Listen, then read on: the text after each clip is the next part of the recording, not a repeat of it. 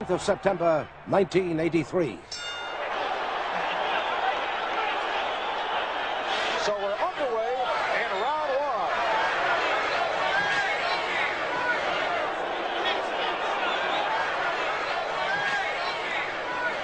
Frank figures to come out and try his stuff while he's got a chance.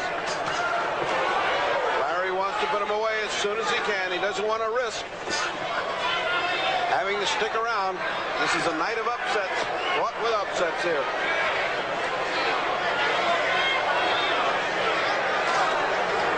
There are many who have felt that Scott Frank's only chance would be to try and get Holmes involved in a street-like brawl, but Holmes said that won't matter.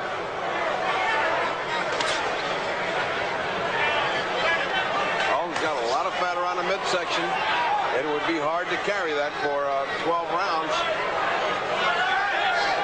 Of course, Larry says it just makes him stronger. Larry Holmes, when at his prime, very, very smooth with that excellent left jab, followed up usually by the short right cross. Not a devastating puncher, but has that good knockout record. And always piles up points with the jab. Larry looking to sucker Scott Frank with that right hand. As soon as he comes in, he triggers it off. He missed him the first two times he's thrown it. If it lands flush on the chin, could be tough for Mr. Scott.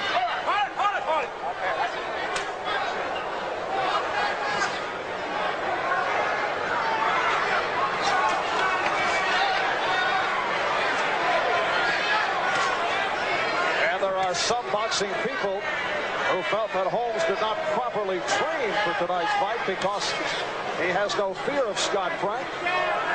So similar to the situation against Lucien Rodriguez, there's a question concerning Holmes' concentration. But does it matter? We'll soon see. Holmes' jab is starting to find its mark. Early in a fight, Holmes dominates with his jab. And we're less than a minute left in this first round. Oh, good right hand by Holmes. That's the most telling blow of this first round. That's what he was looking to do, sucker that right hand, and he's loading it up again. There it went.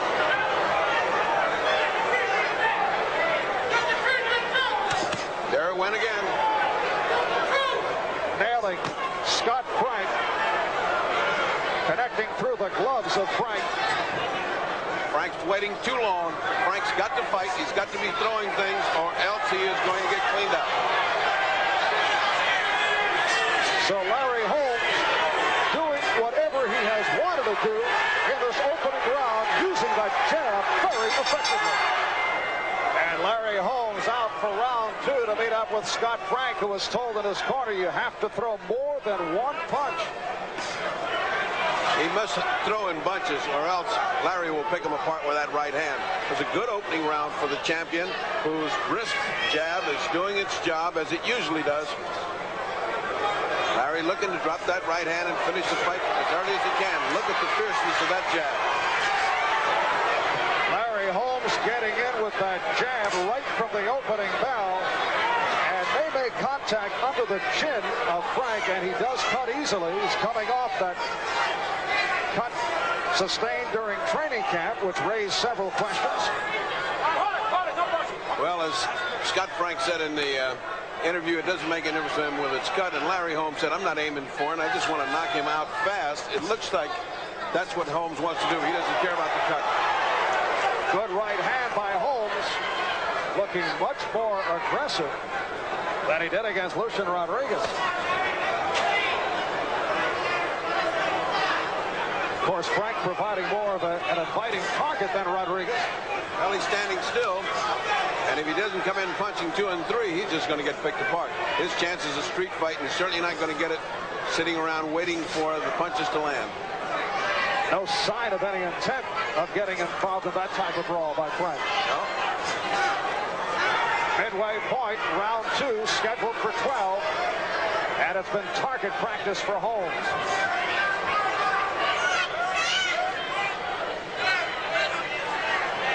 Corner has said don't wait for him. Punch 2 and 3 times. Scott has not done that. He's got to come in, not only behind the jab, but throwing the right hand and a hook after it.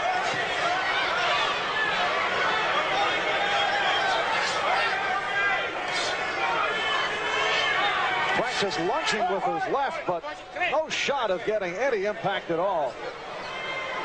And a great shot at getting hit with a counter right hand, which Larry is beginning to measure him with again. Less than a minute left. Round 2.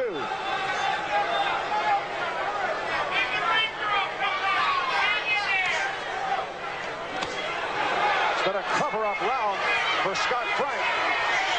Larry is sweating profusely.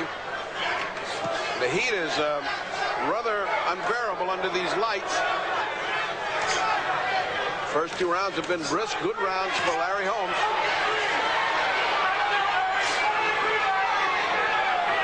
And coming up to 10 seconds left in the second round, crowd responding because Frank did connect with the right hand, but Holmes not bothered by it. Of course, most of those 12 knockouts were earlier in his career. That has not been the case in recent years. 2 good right hands by Scott Frank, landing on Larry Holmes in the final seconds of the second round.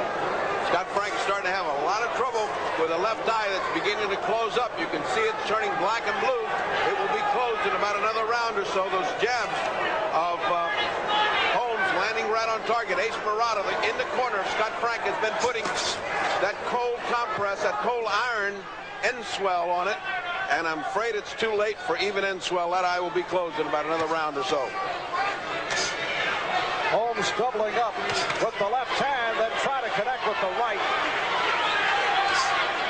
His corner got excited, Scott Frank, because he landed 2 strong right hands at the end of the round, and it looked like that they had reached Holmes. Holmes countering off the left hand of Frank.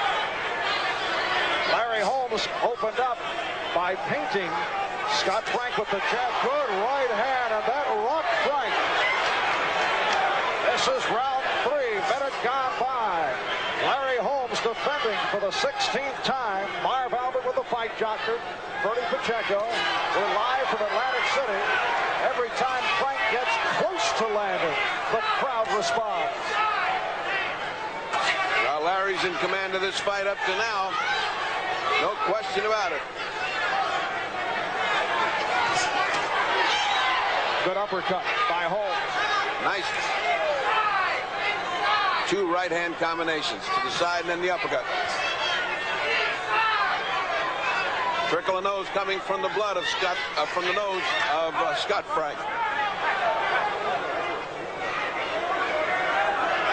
You can see the eyes closing up.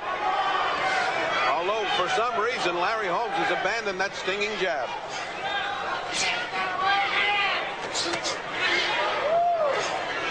And there it is back again, followed by the right hand.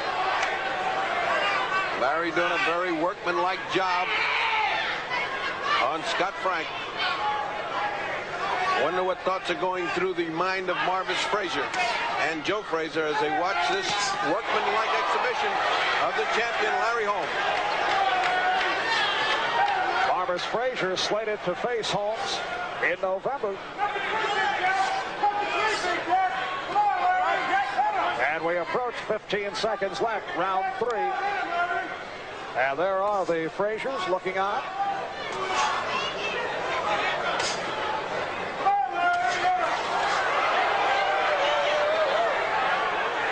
Final second, 3rd round. Look at the left eye of Scott Frank as he comes out for round 4. And there's a terrific absence in his corner. Lou Duba, the great motivator and corner man who was supposed to work in his corner, has not come in. And we wonder what significance that has. He's not being motivated in the corner. Good right hand by Larry Holmes. Oh, and the left hand following up. Larry wanting to stop this fight right now. He wants to get his knockout. Keep in mind, Holmes has not put anyone down since he dropped Jerry Cooney, and that was back in round 2. Cooney did not go down in that 13th and final round, so that's some 50 rounds of boxing through Cooney, Cobb, Rodriguez, and Witherspoon. So Holmes would love the knockdown. Holmes is going for that knockdown. He's got all the power of the old Holmes going.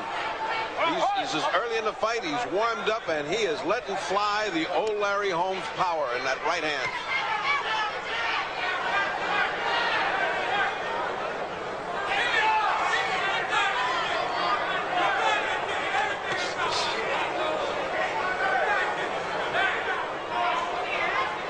Scott Frank looking to protect the left eye, has the glove up high. He should look to protect his entire body. He's getting creamed by Larry Holmes almost every round.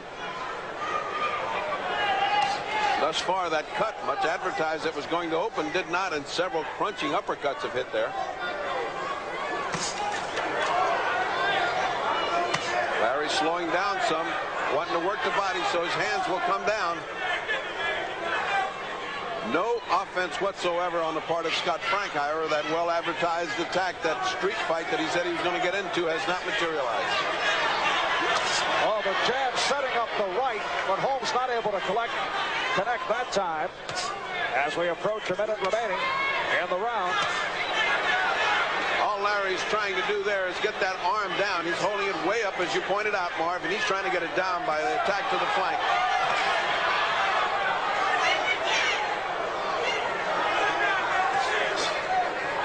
It has been a very quiet bout for the referee, Tony Perez. His presence has not been needed. I have no idea what Scott Frank is waiting for, because if he doesn't launch an attack pretty soon, he's just going to be beaten down.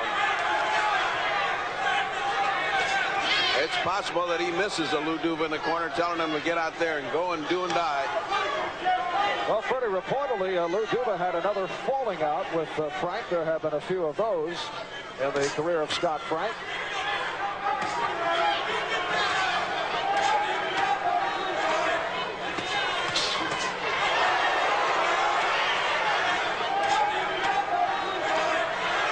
All right, we'll be visiting the corner of Scott Frank, who is taking a hammering here at the end of the round, although Scott says he's all right.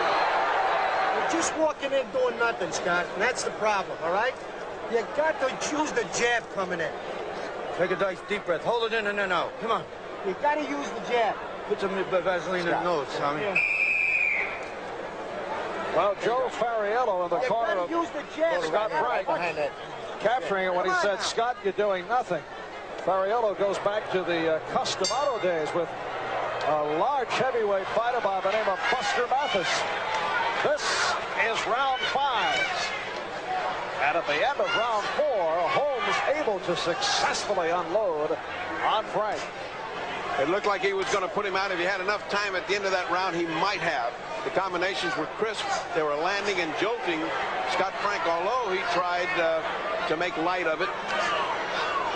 Make it look like he wasn't really getting hurt. It has been a shutout thus far for Holmes, scoring on the 10-point ball. Good right hand by Holmes.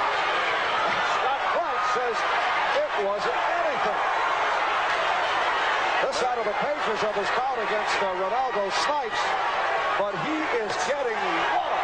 He's a better actor than he is a fighter. Holmes feels it. He feels his knockout is right there. As this is out of the pages of Tex Cobb now. Oh, look at that right hand. Was hit by the right hand of Frank, and now Frank is covering up. Right in his... Didn't give a standing 8, but he's counting it out. His eyes. He's been thumbed. He's talking about he's being thumbed. Scott Frank claiming he's thumbed, and Tony Perez says, okay, continue. But Frank covering up the eye. That's it, says Tony Perez. All over. And Scott Frank does not agree. He's claiming he was thumbed. There is a standing 8 that can be used. Tony Perez, not one who believes in the standing 8, so he did not use it. Instead, he started a count, and then when he saw that Frank was complaining about receiving the thumb of the eye, he did stop the count and then said continue, and now Perez has called it.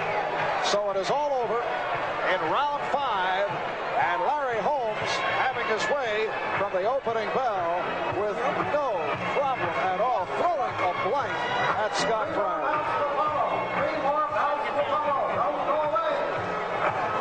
And we'll get another look at those final punches of the bout. You see, Holmes has Frank trapped in the corner. There's a right hand that got Frank in the left eye. He'd been having problems with the eye. from earlier in the fight, and now Frank looks to cover up, and right here he says he was thumped. And Perez stepped in, not allowing Holmes to unleash. Frank says, I was thumped. Perez checks it out, starts the count. We'll get another look at this. And here's Frank trying to express the fact that he was thumped. First, the overhand right by Frank that missed. There's the punch by Holmes that got into the eye of Frank. As I said, Tony Perez could have utilized the standing 8, but he is one who says he does not believe in it. And so he did not go for it. So that's the story here at Atlantic City. The official time, 1 minute, 28 seconds of round 5. Larry Holmes stopping Scott Frank. And the champion is alongside Ferdy in the ring. Why they sitting us up like that? Congratulations. Thank you, Doc. A knockout, which you have been long looking for. Oh, yeah, well, I had a little bit to prove this time. You know, I only had 4 weeks getting ready, but I got ready. Scott Frank deserved the shot. We gave him a shot. Strong, determined young man. If he stays at it, work at it, Freddie, you'll hear a lot more from him. Now, what do you think about his claim you thumbed him? He went down with a thumb and he couldn't get up and so forth. Well, you know, fighters always find an excuse when a good punch lands in the eye. I mean, from the first round, his eye was puffing, swollen, and, you know, he needed an excuse, and he got it, and he got on out. But, you know, that's boxing. You know, some guys can take it better than others, and some can't. At the end of one of those rounds, he landed 2 crunching right hands. Did they bother you at all? Oh, he hit me high on the head. It shook me up just a second, but it didn't really hurt me like it really hurt me, but it shook me up a little bit. I knew I got hit. You think it was smart of you to let Marvis Frazier in here and watch this?